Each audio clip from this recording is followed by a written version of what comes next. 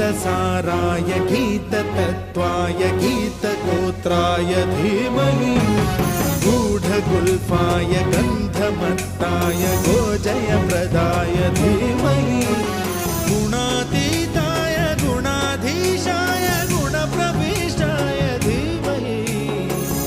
एकदन्ताय वक्रतुण्डाय गौरीतनयाय धीमहि